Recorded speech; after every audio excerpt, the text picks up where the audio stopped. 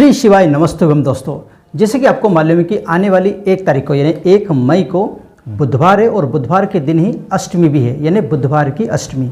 वैसे मैं आपको बता दूं कि बुधवार की अष्टमी बहुत ही कम आती है, यानी कि कई सालों में कभी कभी बुधवार की अष्टमी आती है। आपने सोमवार की अष्टमी के बारे में तो काफ़ी सुना होगा, वो साल में 2 या 3 बार आ जाती है, लेकिन बुधवार की अष्टमी बहुत ही रेयर होता है जब बुधवार के दिन अष्टमी पड़ती है। तो इस साल 1 मई को बुधवार की अष्टमी पड़ रही है और बुधवार की अष्टमी के दिन एक बहुत ही खास उपाय मैं आपको बताने वाला हूँ। वो उपाय क्या है और इसको किस प्रकार से किया जाता है, अगर आप ये जानना चाहते हैं तो वीडियो को अंत तक जरूर देखिए। अगर वीडियो पसंद आए तो इसे लाइक और शेयर कीजिए और हमारे चैनल को सब्सक्राइब करना ना भूलें। तो चलिए शुरू करते हैं।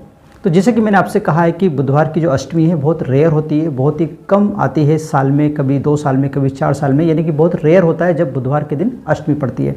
और वैसे भी आपको मालूम है कि पंडित जी ने कुछ तिथियां ऐसी बताई है जो खास तिथियां होती है, जैसे कि पंचमी, अष्टमी, एकादशी, इसके बाद त्रयोदशी यानी कि जिसको हम प्रदोष बोलते हैं, इसके बाद जो शिवरात्रि है, अमावस्या, पूर्णिमा, ये जो तिथियां हैं वो खास तिथियां होती है किसी भी महीने की। लेकिन अगर वो तिथियां किसी विशेष महीने में आती है तो उसका महत्व और बढ़ जाता है। जैसे कि इस समय बैशाख का महीना चल रहा है, बैशाख के महीने में ये जो तिथियां हैं और भी इसका महत्व बढ़ जाता है। तो बैशाख के महीने में ये जो तिथियां मैंने अभी बताई है, इस पे किए जाने वाले उपाय का ज़्यादा महत्व है। साथ ही कुछ और भी चीज़ें हैं, जैसे बैशाख का महीना भी है, अष्टमी तिथि भी है और साथ में बुधवार का दिन भी है। जैसे मैंने पहले ही बताया कि बहुत रेयर होता है। तो ये जो दिन है यानी कि बुधवार का दिन, 1 मई बुधवार अष्टमी का जो दिन है, बैशाख का महीना है, बहुत ही खास महीना है। तो इसमें एक उपाय आपको जरूर करना चाहिए। तो वो उपाय कैसे किया जाता है, पहले हम ये जान लेते हैं कि उसमें कौन कौन सी चीज़ों की आपको ज़रूरत पड़ेगी। तो जैसे कि आप देख रहे हैं मेरे पास एक कटोरी, इस कटोरी में पहले मैंने मूंग ले लिए हैं, खड़े मूंग जिसको बोलते हैं, खड़े मूंग लिए हैं और 5 बेलपत्र आपको लेना है। 5 बेलपत्र, खड़े मूंग और साथ में गुड़, ये 3 चीज़ें होना जरूरी है। 5 बेलपत्र होना चाहिए, खड़े मूंग होना चाहिए और गुड़ होना चाहिए। ये तीनों चीज़ों का ये उपाय है। ठीक है, अब उपाय को करते कैसे ये आपको बता देता हूँ। अब देखिए, ध्यान रखिए, अपन अक्सर जो उपाय करते हैं वो शिव मंदिर में जाके उपाय करते हैं, लेकिन ये उपाय हमको गणेश मंदिर जाना है। ठीक है, गणेश जी के मंदिर जाना और गणेश जी के मंदिर में उपाय करना। अब आप बोलोगे कि हमारे एरिया में गणेश जी का मंदिर तो स्पेशल है नहीं, लेकिन आपने ये तो देखा ही होगा कि बहुत सारे मंदिर ऐसे होते हैं जिनमें गणेश जी का भी मंदिर होता है, यानी कि मंदिर किसी और का होता है लेकिन उसमें गणेश जी का भी एक स्थान होता है, या कह सकते हैं गणेश जी की भी छोटी सी जगह होती है। तो ऐसी जगह भी आप जा सकते हो जहाँ पर गणेश जी का स्थान हो।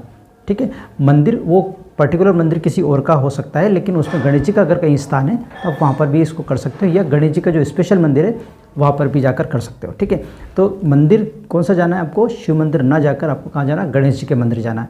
आपको उपाय को करना कैसे?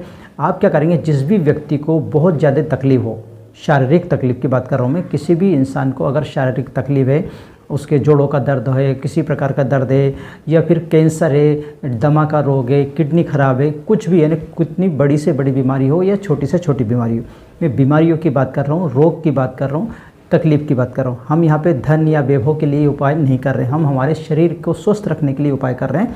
तो किसी भी प्रकार का रोग क्यों ना हो, किसी प्रकार की बीमारी क्यों ना, कितनी बड़ी बीमारी भी क्यों ना, कितनी छोटी बीमारी क्यों ना हो, जो भी आंतरिक बीमारी आपकी है या बाहरी बीमारी है, कुछ भी हो गया हो, उन लोगों के लिए उपाय है। उपाय कोई भी कर सकता है, ऐसा नहीं कि उसको खुद ही इंसान जिसको तकलीफ है वही करेगा, उसके बिहाफ पे कोई भी इस उपाय को कर सकता है। जैसे मान लीजिए बच्चे को प्रॉब्लम है तो उसकी मम्मी या पापा कर सकते हैं, या बड़े को किसी को प्रॉब्लम है तो कोई और कर सकता है, यानी इस उपाय को घर का कोई भी सदस्य कर सकता है, किसी के लिए भी कर सकता है।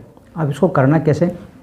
जैसे कि आपने देखा होगा, ये कटोरी मैंने ली, कटोरी में तीनों चीज़ें हैं। तीनों चीज़ें लेकर आप क्या करें, जो भी रोगी व्यक्ति है, जिसको भी तकलीफ है, उसके ऊपर से आपको क्या है, 21 बार ऐसे करके उबार लेना है, यानी कि जैसे उतारा लेते हैं ना अपन, इस प्रकार से। तो 21 बार इसको उसके ऊपर से उतार लेना है और 21 बार उतारने के बाद इस कटोरी को लेकर आपको गणेश जी के मंदिर में जाना है, या वो जगह जाना है जहाँ पर गणेश जी का स्थान हो। ठीक है, तो आप वो मंदिर में जाकर क्या करेंगे, इस कटोरी को गणेश जी के राइट साइड पे रख देंगे। गणेश जी के राइट साइड, जो गणेश जी का राइट साइड मतलब आपका जो होगा वो लेफ्ट साइड हो गया, तो गणेश जी की मूर्ति का राइट साइड आपको उसको रख देना है। ध्यान रखिए, ये चीज़ें आपको ज़मीन पे रखना है, नीचे रखना है, गणेश जी के ऊपर नहीं रखना है, या कुछ चीज़ें बनी हो तो उसके ऊपर नहीं रखना, आप नीचे ही रख दीजिए। जो भी जहाँ पर जगह है नीचे, वहाँ पर आपको इसको रखना है। रखने के बाद आपको गणेश जी से प्रार्थना करना है, आपकी जो रोग है या जिसके लिए आप कर रहे हैं उसके रोग मुक्ति के लिए आपको गणेश जी से प्रार्थना करना है। बस इतना छोटा सा उपाय है। ये उपाय अगर आप अष्टमी के दिन करते हैं, अष्टमी यानी बुधवार की अष्टमी के दिन ये उपाय करते हैं, तो 11 या 12 के तक यानी एकादशी या द्वादशी के दिन तक उसको जो आराम है वो लगना शुरू हो जाएगा। ये उपाय बहुत खास उपाय है, इसलिए मैंने आपको विशेष तौर पर 2 दिन पहले ही आपको बता दिया है। तो 1 तारीख को यानी आने वाली 1 तारीख को 1 मई को ये उपाय को करना है, क्योंकि उस दिन बुधवार भी है, अष्टमी भी है, बैशाख का महीना भी है, बहुत से संयोग इसमें बन रहे हैं। इस कारण से इस उपाय को उस दिन आप जरूर करिए। आशा करता हूँ कि आपको ये उपाय अच्छा लगा होगा और साथ ही ये वीडियो भी आपको पसंद आया होगा। अगर आपको वीडियो अच्छा लगा तो प्लीज़ से लाइक कीजिए, शेयर कीजिए और हमारे चैनल को सब्सक्राइब करना ना भूलें। आज के लिए बस इतना ही, मिलते हैं नए विषय के साथ। तब तक आप रहिए खुश और मुझे दीजिए आज्ञा। जय हिंद।